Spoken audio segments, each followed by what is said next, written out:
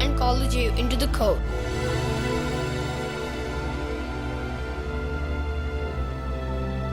He is ready at the door. He comes, my lord. Make room and let him stand before our face. Shylock, the world thinks, and I think so too. Thou show thy mercy and remorse more strange than is thy strange apparent cruelty. And where thou now exact the penalty, which is a pound of this poor merchant's flesh, thou wilt not only lose the forfeiture, but touched with human gentleness and love, forgive a moiety of the principal, glancing an eye of pity on his losses that have of late so huddled on his back. I have possessed your grace of what I purpose, and by our holy Sabbath have I sworn to have the due and forfeit of my bond. If you deny it, let the danger light. You'll ask me why I rather choose to have a weight of carrion flesh than to receive 3,000 ducats. I'll not answer that. This is no answer, thou unfeeling man, to excuse the current of thy cruelty. I am not bound to please thee with my answers. Do all men kill the things they do not love? Hates any man the thing he would not kill? Every offense is not a hate at first. What? Wouldst thou have a serpent sting thee twice? I pray you, think you question with the Jew. You may as well go stand upon the beat.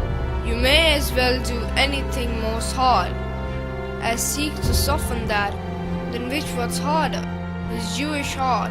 Therefore, I do beseech you, make no more offers, use no farther means, but with all brief and plain conveniency, let me have judgment, and the Jew his will.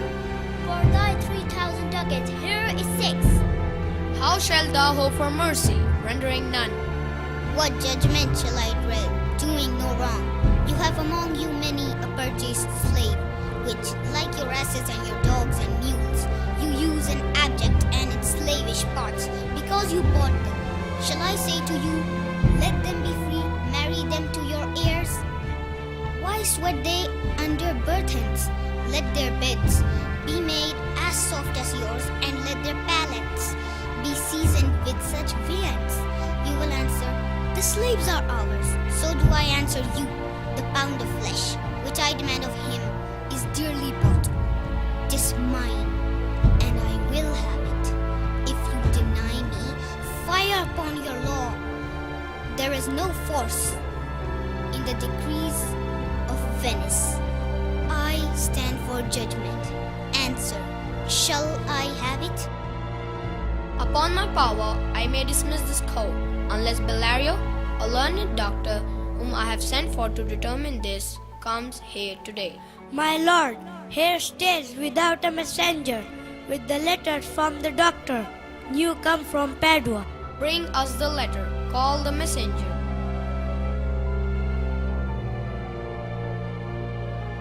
Came you from Padua, from Bellario? From both, my lord. Valerio greets your grace. This letter from Bellario doth commend a young and learned doctor to our court. Where is he? He attended here hard by. To know your answer, whether you'll admit him? With all my heart, some 3 or 4 of you, go give him a courteous conduct to this place. Meantime, the court shall hear Bellario's letter. Your grace shall understand that at the receipt of your letter, I am very sick. But in the instant that your messenger came, in loving visitation was with me, a young doctor of Rome. His name is Balthazar. You hear the learned Bellario, what he writes? And here, I take it. Is the doctor come?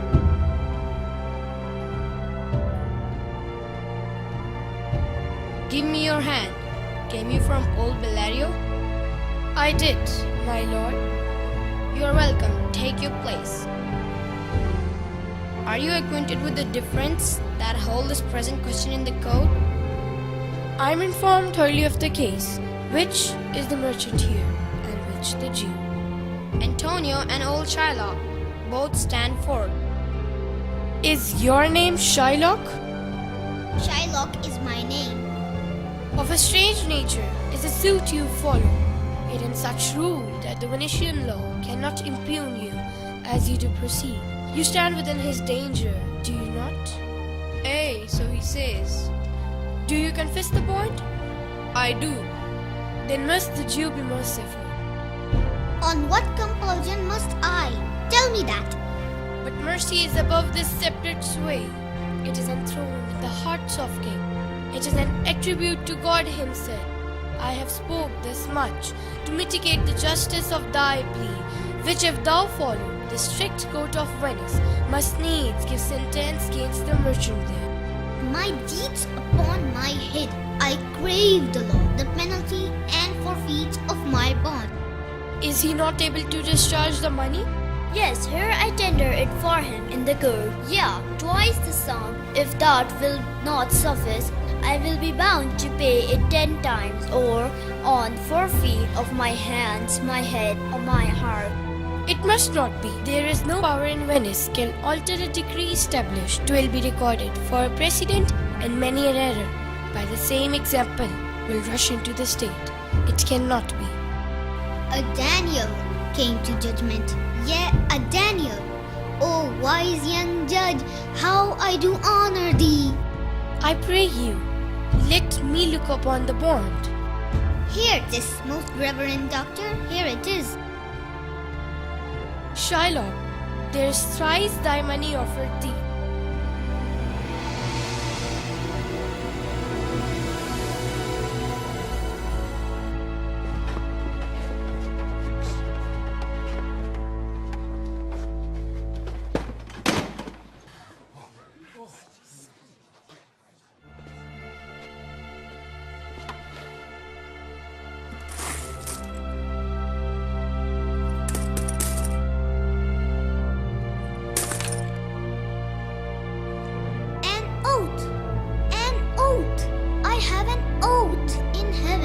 Shall I lay perjury upon my soul? No, not for Venice.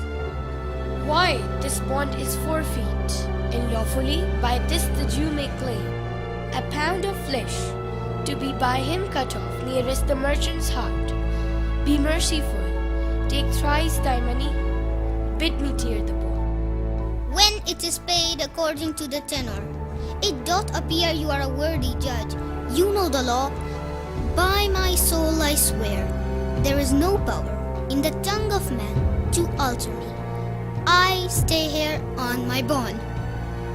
Most heartily I do beseech the court to give the judgment. Why then, thus it is, you must prepare your bosom for his life. O noble judge, O excellent young man! For the intent and purpose of the law hath full relation to the penalty, which here appeareth due upon the bond. Therefore lay bare your bosom. His breast, so says the bond. Doth it not, noble judge? Nearest his heart, those are the very words. It is so. Are there banners here to weigh the flesh? I have them ready. Have by some surgeon, Shylock, on your charge to stop his wounds, lest he do bleed to death. Is it so nominated in the bond? It is not so expressed, but what of that? I cannot find it. 'Tis not in the bond. You, merchant, have you anything to say? But little. I am armed and well prepared. Give me your hand, Bassanio. Fare you well. Commend me to your honorable wife. Tell her the process of Antonio's end. Repent but you that you shall lose your friend, and we repent not that he pays your debt. For if the Jew do cut but deep enough, I'll pray it presently. Antonio, I am married to a wife which is as dear to me as life itself. But life itself, my wife, and all the world are not with me esteemed above thy life. Your wife would give you little thanks for that, if she were by, to hear you make the offer. is found you offered behind her back. The wish would make else in unquiet house. A pound of that same merchant's flesh is thine, the court awards it, and the law doth give it. Most rightful judge. And you must cut this flesh from off his breast. The law allows it, and the court awards it. Most learned judge. A sentence. Come, prepare.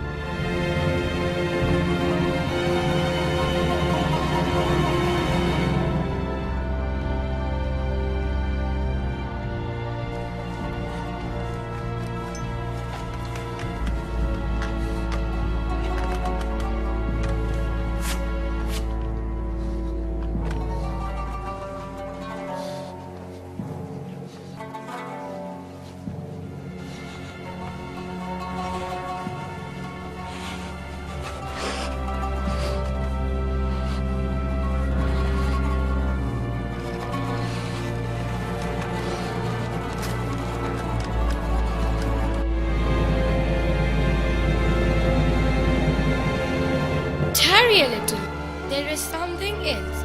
This bond doth give thee here no jot of blood.